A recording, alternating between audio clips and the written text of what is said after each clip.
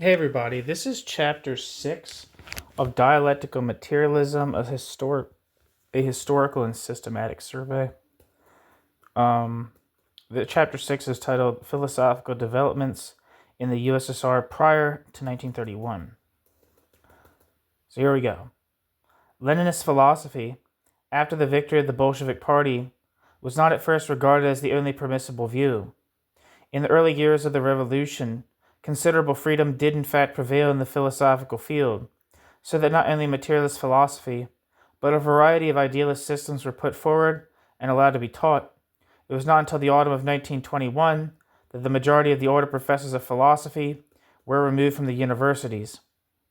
Even among the supporters of the Bolshevik Party, Lenin's dialectical materialism was not universally followed. The reason for this appears to have been that dialectical materialism was a platform on which revolutionaries of varying philosophical tendencies could find common ground. The two ingredients of this philosophy, materialism and dialectic, appealed equally to the exponents of crude materialism. Where am I? Sorry, I fucked up. Exponents of crude materialism, which remained active in Russia since the time of the nihilists, especially among the revolutionaries, who considered it to be the only revolutionary and progressive doctrine, and also to those who were more inclined to speculation.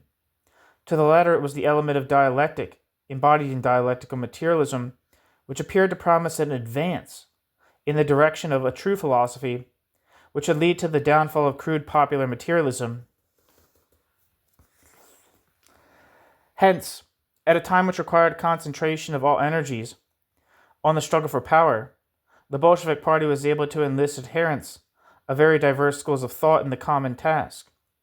Once the revolution was over, however, and the transition to positive work of reconstruction had begun, differences of opinion in fundamental questions immediately came to light. Hence the remarkable way in which economic and political controversies in Soviet Russia have so frequently led to discussions on general questions of philosophy. Adherents of vulgar materialism were so numerous among the supporters of the Bolshevik Party that in the early years after the revolution, this type of materialism became, as it had already done amongst the Russian nihilists of 1860 to 80, the dominating philosophy, and was reckoned the true philosophy of the revolution. These materialists held that higher order phenomena can be accounted for in terms of lower order phenomena, the organic being reducible to the chemical to the physical, the latter eventually to mechanical processes. Hence everything in the world, including the phenomena of consciousness and social order, was explained in purely mechanistic terms. Mention should be made of a philosophical tendency said by A. Stolyarov to have been at one time, quote, fairly widespread among students, especially the younger party members, end quote, the so-called theory of, quote, Enchmanism, end quote. Emanuel Enchman, the founder of the school, preached a crude form of materialism, believing that only the tangible is real. Though acknowledging that he himself received mental impressions, he did not admit their occurrence in other people, since in their case he only perceived expressions or physical correlatives of mental phenomena, e.g. the facial expressions of a laughing or weeping man. Enchmanism was vehemently assailed by Bukharin in the collective work Ataka, Ataka. About 1925, popular materialism gave place to the mechanist school, which we shall have to deal in greater detail. In the early years after the revolution, there were many Bolshevik theorists to whom even materialism of this sort was uncongenial, and to deny that philosophy had any title to existence whatever. The best known of them is O. Minin, whose article Overboard with Philosophy, written in 1922, defends this position as follows, quote, both V.I. Lenin and Plekhanov also employ old-fashioned terms such as the, quote, philosophy of Marxism, end quote, the philosophical implications of natural sciences, end quote, and so forth.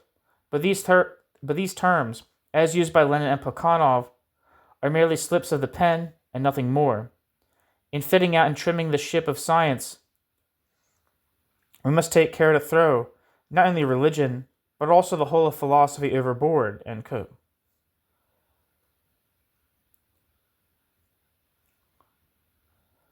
ominen. This proposal was commended for its boldness by V. Rogitsin in the Bulletin of the Central Committee of the Ukrainian Communist Party, and described as the, quote, true verdict of contemporary revolutionary Marxism, end quote.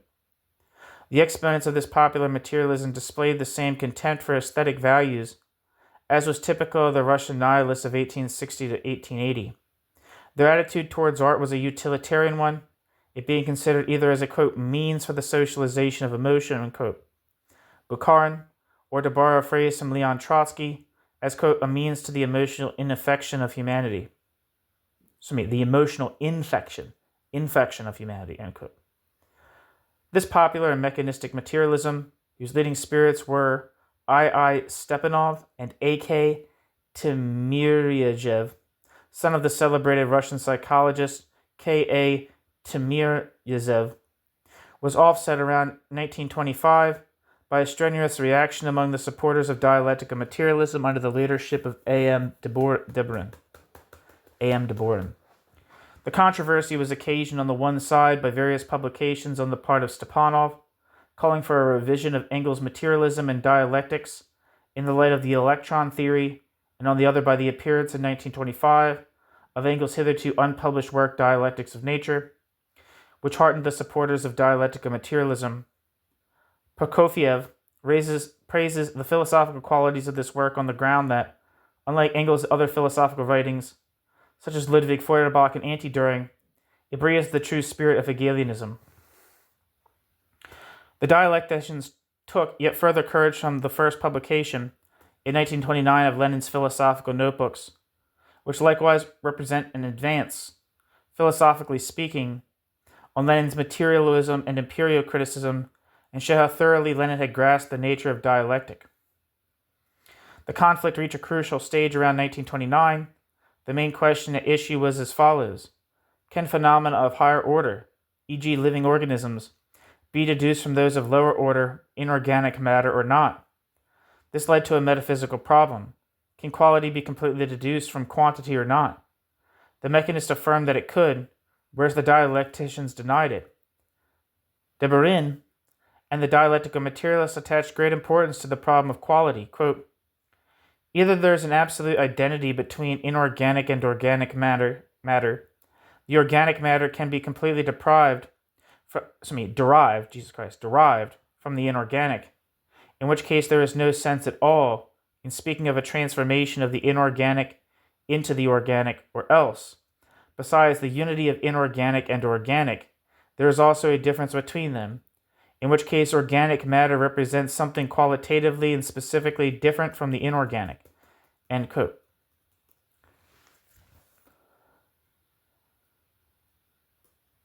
A.M. Deborin. The philosophical explanation of the appearance of new qualities was seen in the transformation already asserted by Hegel of quantitative changes into qualitative changes.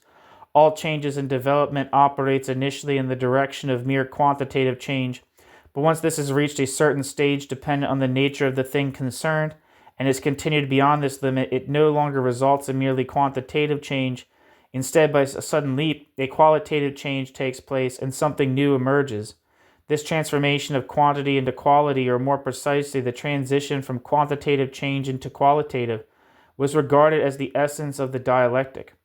Such a, quote, leap takes place in the transition from the organic to the organic, with the emergence of life, and also in the transition from organic matter to consciousness.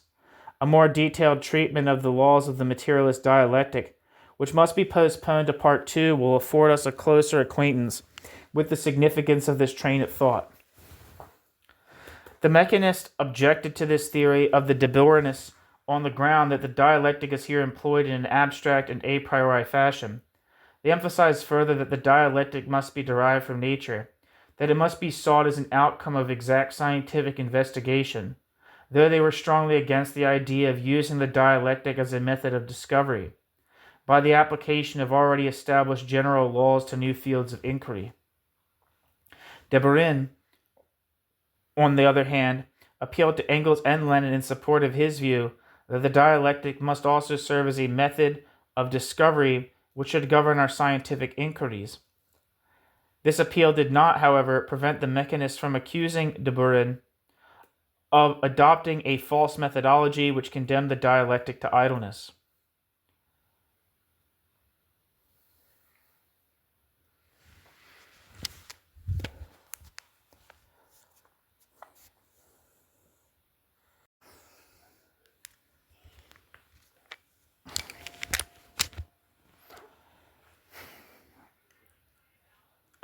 In general, the mechanists objected to the de Burinists that their dialectic was idealist and Hegelian in character. A. Verjas, a Hungarian communist who emigrated to Russia after the suppression of the Hungarian Revolution and who worked there at the Timir Yazev Institute and as a joint editor of mechanistic publications, makes this point explicitly. Quote, "We completely reject any comparison of the dialectic of Marx, Engels, and Lenin with that of de Burin, which is nothing but a revival of Hegel's idealist dialectic." End quote. A. Variage. The conflict was carried on with great intensity on both sides. For a time, fortune favored the de Burinists. They gained control of the philosophical section of the state printing house, U.S.S.R, and were able, in consequence, to impose their censorship on the writings of their mechanist opponents.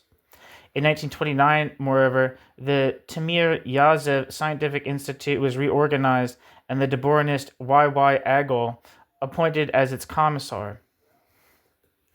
The Second Congress of the Marxist-Leninist Institutes of Science was held in April of the same year. De Burin emerged completely victorious. The report of the Congress says of the mechanists, quote, "This movement is blatantly inconsistent with the tenets of Marxist-Leninist philosophy," end quote. By the middle of 1929, the de Burinists had gained control of all philosophical posts in the U.S.S.R. and were also engaged upon the philosophical articles in the Great Soviet Encyclopedia. But this success was short-lived, for shortly after the triumph of the de Burinists over the mechanists, the position of the victors began to come under fire from a third quarter. This was the work of the triumvirate, two of them, M. Mitten and P. Yudin, being directors of the communist cell in the Moscow Institute for Red Professors. V. Raltsevich was the third member of the party. The weapon against de Burin was put into their hands by Stalin. There's a footnote that I missed. The, quote, Institute of Red Professors was an institute of higher learning founded in 1921 with the object of providing Marxist-trained recruits for scientific research and teaching in senior schools. The Institute of Red Professors was regarded as the chief nursery for communist intellectuals. End footnote. The weapon against de Burin was put into their hands by Stalin. In a speech delivered on the 27th of December 1929 to the Conference of Marxist Students of the Agrarian Question. In this speech, Stalin was severely critical of a number of theories at that time current in Soviet cultural life. For instance, the mechanist theories of, quote, equilibrium and, quote, samotek, unquote, of which more will be said later, and complained of the theoreticians generally that theory had not kept pace with the practical and economic development of the Soviet Union. This was said to have led to a division between theory and practice, whereas theory must not only keep pace with practical work, but must keep ahead of it, so as to be able to equip the practical workers with weapons for their fight for the victory of socialism.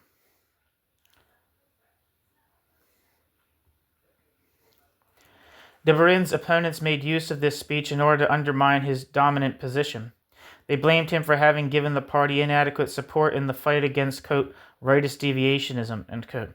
Even after the latter had already been suppressed politically by the party, he had set about criticizing its philosophical foundation, mechanism, from a wholly abstract point of view.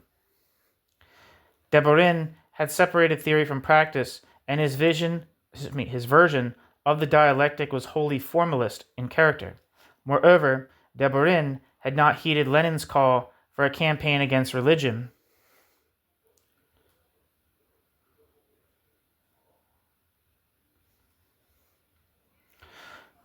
They were not, however, able to encompass their object of destroying de Burin right away. in the joint session of the Philosophical Institute of the Communist Academy and the Moscow section of the Society of Militant Materialists, which took place on the 24th of April 1930, de Boron was still able to maintain his views. The report adopted by the participants still contains outspoken expressions of de Boronist lines of thought. It is asserted against the mechanists that the latest findings of the natural sciences transcend the existing boundaries of formal logic and the mechanist worldview. At the same time, de Boron attempted to associate his battle against mechanism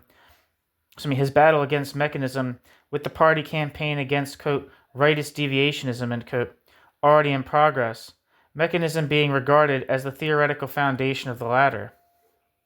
Nevertheless, de Boron already appears to have been driven on to the defensive. Even at this stage, the de Boronists find themselves compelled to reckon with the accusations lately leveled against the de Boronists.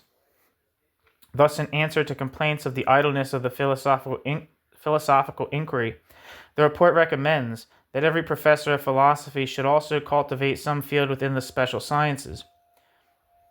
In answer to the objection that the de Boronist dialectic is formal in character, the report observes, quote, we are strongly opposed to that conception of dialectic which would transform it into a lifeless schema, a collection of empty formulae, having no connection with any concrete content and developing abstractly of its own accord without reflecting conditions in the material world.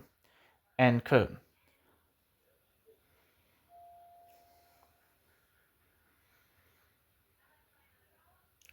The de Boronists also promised to take part in the anti-religious campaign. The only point on which the de Boronists refused to give in is on the condemnation of Plekhanov and his philosophical writings, which they still continued to value highly as before. The opposition to de Boron increased in strength in the months that followed. In May 1930, Uden, in an article published in the Journal of the Collective of the Institute of Red Professors, complained particularly of de Boron that his theoretical work had lately held itself aloof from the great problems which the party had lately held itself aloof from. The great problems. In May 1930, Uden, in an article published in the Journal of the Collective of the Institute of Red Professors, complained particularly of de Boron that his theoretical work had lately held itself aloof from the great problems which the party was called upon to solve. In the following month, on the 7th of June 1930, Pravda published an article, The New Problems of Marxist-Leninist Philosophy, written by the above-mentioned triumvirate, which, as de Boron put it, was struggling for power against him. In defending themselves, the de Boronists sought to hold fast to a number of positions which, by this time, had already become untenable in Russia. In May, the magazine Pod Znamenem Marxisma, under the banner of Marxism, published an article by, quote, 10 authors, titled The War on Two Fronts. The work of philosophy, in their view, must continue to preserve its special character and cannot be replaced by commonplaces such as, quote, socialist construction, end quote. Quote, the working out of the materialist dialectic is, in fact, the chief service called for from philosophy by the class struggle and the construction of socialism, end quote. By September 1930, however, the opposition to de Boron had grown so strong that it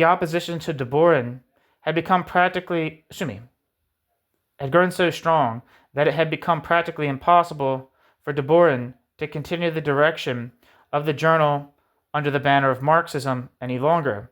De Boron was not in fact removed from de Boron's post, but de Boron's activities were brought to an end. In that publication of the paper was suspended for the time being. Finally, at the end of 1930, the whole affair reached a critical stage. In a discourse delivered on the 9th of December to the Bureau of the Cell of the Institute of Red Professors, Stalin gave vent to a strongly anti-de Boronist point of view.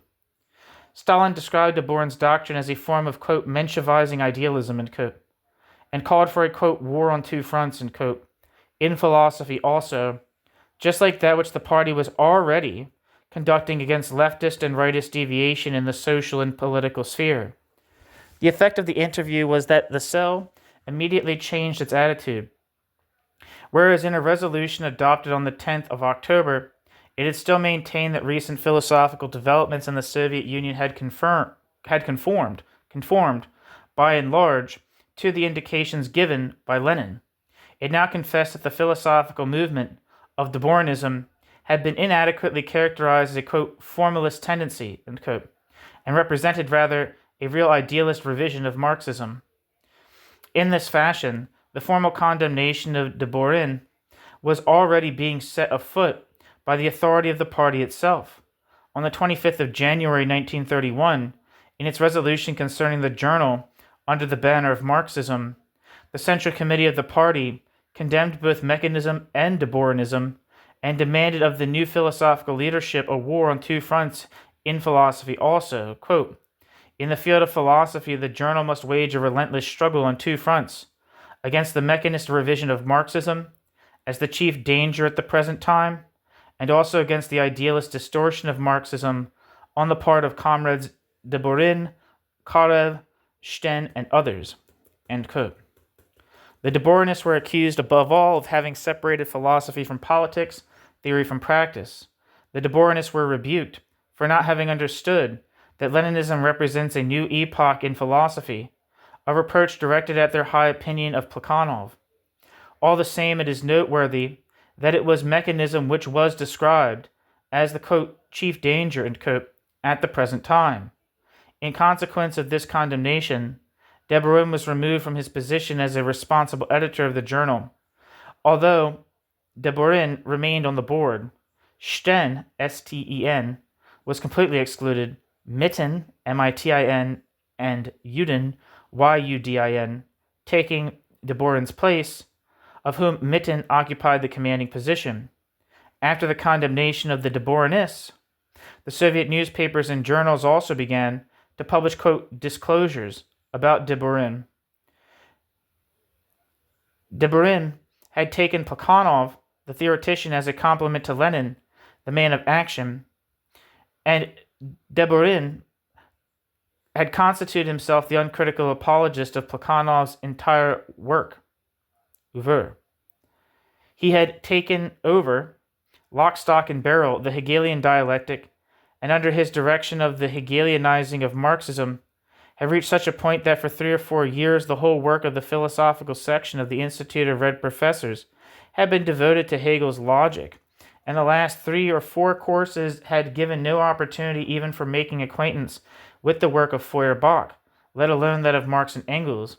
In conclusion, Deborin had failed to inquire into the social roots of the various philosophical systems.